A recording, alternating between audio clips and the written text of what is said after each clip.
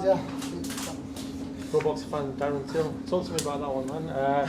It looked like you were getting him out early, but it did take till the last seconds of the last round. But just talk to me about your performance.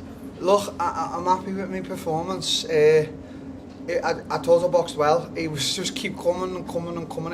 It was like the Terminator in there. I was like, what more do I have to hit him with? Like my coaches were even, Till, go to the body, break him down there. I'd done a bit of it, and I'd whack him with the right hook, and he just grunted me again. I got to give props to him how tough he was. I don't think no one's going to be tougher than that.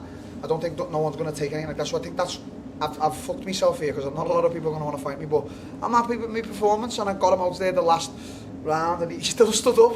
Fucking fair fuck stood the cunt. Did he hit you with anything of note, or was it? No. I mean, he called me shit. No. He didn't. Not even when he was going to work on the rope, there was no danger. Sometimes I just sit there on the rope. My coach gets me a little bit angry. I'm going to work on that, stay back to the gym in a few weeks, evolving my craft. I love the way life's going at the moment, and yeah, but never, not of anything. No. We spoke to KSI afterwards and sort of mentioned your name and your call out, and he said, "Listen, I'm still recovering right now." Yeah. So whilst he recovers, or what's in your mind right now for your next? Look, I think we've got a big announcement now. Me and my team. It's coming soon. I'm going to have a few weeks off to just enjoy life. I've been in camp now for 2 years with my coaches, and it's been tough. I've had so many cancellations, and it's been a hard, long road, and I don't sit here and complain and whatnot, but there's a big thing coming with me and Misfits. I'm on my last fight with Misfits, so me and my coaches and my team are going to renegotiate what we're going to do. But as I say, I'm going to have a few weeks off. When I get back in, I'm just going to concentrate, and whatever name they put forward, I'm going to take. But I'm going to be a little bit more crafty this time, lower weight, stuff like that. I'm going to see what's what. But there's a few names there, Mike Perry's and your Jorge Masvidal's. I'm going to get revenge on Jorge Masvidal for knocking me out. I want to knock him flat out. And I'm just going to spark Perry because he's an idiot, because he's a shit for brains cunt. Was Carl Froch any of the big announcement? No. Smiling. No. Look. I've just said in there, and I have to say to everyone, I have to get it out there. Look, Carl Froch is a phenomenal fighter. He's got a fucking massive nose, poor cunt. Look, if he wants to fight me now this year, and he's training, and he wants to get in there with me, and we get the weight right and the money right, and he wants to be the A-side, and he wants to tell everyone he's done 80,000 fucking fans at Wembley and whatever, this, that, the other, and Canelo come and shook his hand, and Canelo knows me. I'll do it with you now. Carl, if you want to do it, let's fucking do it. I'm not asked about you and your big nose. Darren, was that a lot tougher than you expected? Fucking right it was, mate. Did you not see what I hit him with in the first round?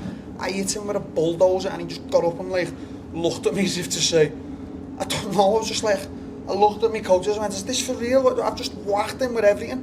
And then as the rounds got on, he's chasing me down. I'm just I might quit myself here. I don't know if you saw the interview John Fury did, and also I want to get your reaction to Tommy Fury's fight in Hungary as well, if you watched it. I'm not. Look, there was a big fight. I'm not interested in Tommy. Look, his personal life. He says he's going through a lot of shit and all whatever. I mean, no, you're not going through a lot of shit. We're all going through shit, mate. You know what I mean? We're all going through shit. We've all got family problems, and we've all got trauma and stuff like that. Just fuck your problems on the outside. What time is what era are we living in? Do you know what I'm saying? What era is this now? Look, and people are going to say this now, and they're going to comment shit now. What era are we living in? So what? Just because you're having problems, does that mean you forget to fight? All this thing now where people are, I'm having problems. So what? Because you're having problems outside the ring, does that mean you forget to fight all of a sudden? It doesn't wash with me. I'm not asked about Tommy Fury, mate. If he wants to fight, look, we can fight. If he doesn't want to fight, I don't give a shit about him fighting him. If he wants to say, oh, I missed out on a big opportunity, again, sound. But I'm sorry. Look, Tommy, I'm sorry, mate, for what I said. I'm sorry. Is that what you want to hear? I'm sorry for saying I kick it in the head. I'm not asked about him. How much of a saving grace has Misfits been, obviously, after the UFC and sort of the MMA career sort of stalling for a little while? How much of a saving grace has Misfits been? Mate, it's been good. Look, I asked Dana and Hunter to release me from my contract in the UFC because I wanted to solve a few things outside of the cage, me injuries and stuff like that, and I wanted to chase another avenue because I didn't want to just. I was a top superstar in the UFC. I was beating all the top names, and I had a few losses myself, but I didn't want to just be in there to be a name. I don't work like that. So I left. I thought I'm gonna, let's go with the influencer. I was scheduled to fight on the Chavez. I was scheduled to fight on the Jake Paul card. That fell through. Other fights fell through. Tommy Fury fell through. My coaches know what I've been through. They've been through it with me. So we're not knowing if we're in camp or not. My coach is having to shout at me because, you know, I'm like, I can squeeze another rail in, honestly. But look, me and Misfits are good. Me and KSI and Mams were good. Do you know what I'm saying? We're good. We've got one more fight now. They're gonna want to renew the contract. We're gonna negotiate. But you know, it's gonna be a good year. It's gonna be a good summer. It's gonna be a good year. Hallelujah. How much hatred is there towards Jorge Masvidal? That's a big fight for people that know MMA. I don't hate Jorge Masvidal.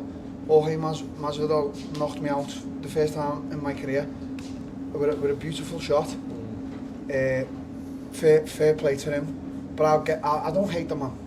I don't hate many people. But I will get my revenge on All Jorge. staff members in the auditorium. Fuck off, The mate. auditorium Fuck off. is a hard hat area. The auditorium is a hard hat area. Please do not enter the auditorium unless you are wearing your Go on. Thank you. Is there? I'll finish that. Go on. I'll answer it. I don't hate Jorge Masvidal. Okay. But I promise you right now, I promise you on my life right now, I will get my revenge on Jorge Masvidal and I will knock him clean spark out. I will get my revenge. Mark my words. And you said there's not many people you hate. Are there any people that you do hate that you could see yourself fighting, and who would they be? I haven't got time to hate these fighters. I've got shit going on in my life. I've got a family to take care of. I don't hate any of these cunts. But make no mistake, I will fight and try and kill any one of these cunts as well. But I don't hate them. I've got no time to hate outside the ring, their personal life. I don't have any comments on that. I'm not that type of guy. I don't go around talking about their business. Well, what kind of man I haven't got time for that shit. But make no mistake, I'll fight any of these cunts and I'll fucking have it with them to the death. Cheers, Darren. Thank you very much, mate.